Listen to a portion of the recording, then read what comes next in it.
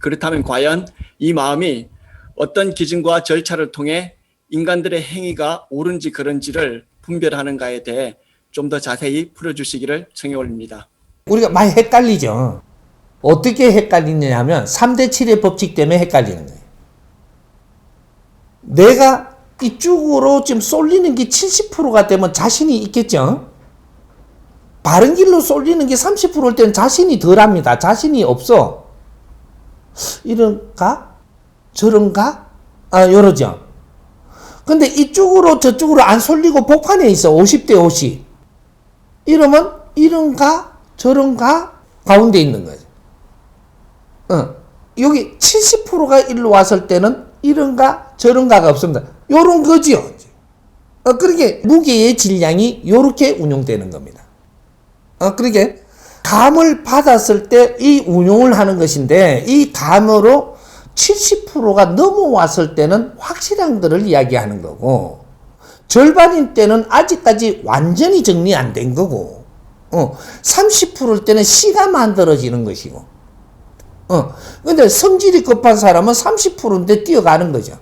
그럼 사고 치는 거예요. 30%대 뛰어나가다가 사고를 치는데 30%대 그럼 뛰어나가지 말라는 게 아니고 요럴 때는 어떻게 활동을 해야 돼? 30%일 때 성질이 급한 사람들 또 아주 통통거리고 아주 열심히 하는 사람들 그때는 30% 하되 이걸 튀어나가면 확 저지르지 말고 들어갔다가 들어가는 거죠. 나갔다가 들어와야 돼. 한 3번은 들어갔다 나왔다 해야 그러면 이제 이 감이 완전히 이제 정리가 돼 가지고 그래 갖고 이제 추진을 하면 됩니다. 실패하는 거는 30%짜리 갖고 나가 가지고 확 이렇게 했는데 뒤처리를 못 하면 이게 이제 저지르는 게 되는 거죠. 그럼 뒤처리하는 건 누가 받아주면 되는데 누가 받아줄 사람이 내 주위에 없는 거예요. 왜? 이것도 내가 만들어 놓지 못한 내 결함이다 이 말이죠. 일을 할 때는 뭔가 내가 할 일이 있고 옆에서 받아서 할 사람들이 있어서 이것을 융합해 갖고 뭐든지 정리가 되는 거예요. 그러니까 요런 데서 우리가 헷갈리는 3대 7의 법칙에서 그래서 모든 것들이 정보가 정리가 돼가 마음 에너지로 들어갈 때는 70%가 됐을 때 싹 들어가고 처리가 됩니다. 남의 말을 들었을 때도 금방 들었다고 들어가는 게 아니에요. 금방 듣고 나서 이런 것들이 모여서 이것이 정리가 돼갖고 이러면 이해가 됐다. 이게 70% 넘어갔다는 소리예요. 요러면 내 영혼으로 쏙 들어가 버려요. 이게 여기에서 머문다라는 얘기죠. 이게 육신에서 머물러서 정보를 모으고 질량을 모아서 질량을 자꾸 풀어가는 능력이 자꾸 생기는데 여기서 까딱하니까 이게 이제 쏙 들어가는 거지. 물레방아에 물이 다 안 차면 안 돌아가요. 뚱뚱 안 한단 말이죠. 똑같은 원리예요 이게. 물레방아의 크기에 따라 갖고 물이 고이는 질이 양이 있는데 이 무게가 안 실리면은 이 물레방아가 이게 돌아가 가지고 여기 매가 꾹 안 찍거든요 이게. 똑같은 거지.